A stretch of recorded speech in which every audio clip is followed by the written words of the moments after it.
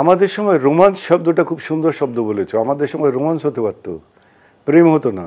এখন তো তোমাদের রোমান্স হয় না, প্রেমও হয় না, এখন হয় তোমাদের ডেট, যোগাযোগ হয়। মনে পড়ে না? শুধু সুমা পাকে মনে পড়ে? কাকে? সুমাদিকে। হ্যাঁ, আমি তো সেটা বললামই, তোমাকে কয়বার বলবো। খুবই ভালো লাগছে আসলে যে আমি I don't want to hide anything. আমার অন্য কোনো জায়গায় কেউ যদি কথা বলে অমুক ওইটা অমুক ওইটা অমুক এটা ছিল অমুক ওইটা ছিল, দিজ আর অল লাইজ। আর রোমাঞ্চের কথা বলছে, ভালো লাগার কথা বলো, ভালো লাগা তো অনেকের কাছে সবার সাথে ছিল। তুমি একটা সুন্দরী মেয়ের সাথে কাজ করবে, তোমার ভালো লাগবে না? ভালো লাগবে, কিন্তু সেই ভালো লাগাটা তো রোমাঞ্চ না, সেই ভালো লাগাটা তো ভালোবাসা না। এটা ক্ষণিকের একটা মোহ। হ্যাঁ, ভাল লাগে।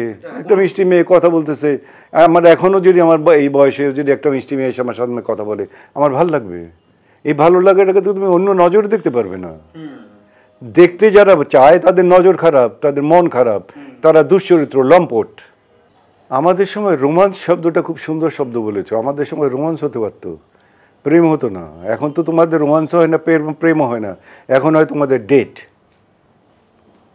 প্রথম দিনই আসলে পরে হিরোকে বলে যে কফি খাবে, চলো কফি খেয়ে আসি। রাত্র 8টার সময় কফি খেতে যাই। আমরা তো এটা কল্পনা করতে পারি না।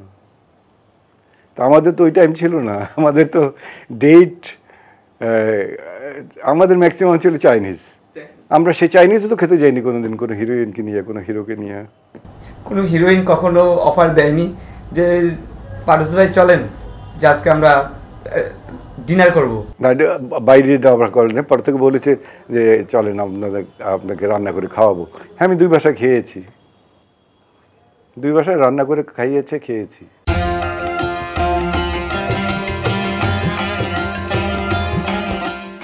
খুবই সুদর্শন আপনি। কতজন নায়িকা আপনার প্রেমে পড়েছিল পর্যন্ত? সেটা তো তাদেরকে জিজ্ঞেস করলে ভালো হয় না, আমি কি করে বলবো? আমাকে তো কেউ বলেনি। আমি একটু জেনেছিলাম যে এপারো, মানে ওই এপার ওপারে তো সিনেমাটা না, কলকাতার হিরোইন সুমা, ওনার ওই গল্পটা আমার খুব ভালো লেগেছে। একটু যদি আপনার কাছ থেকে একটু শুনি। এটা গতকালকে প্রচার হয়েছে ইসে, কি বলে,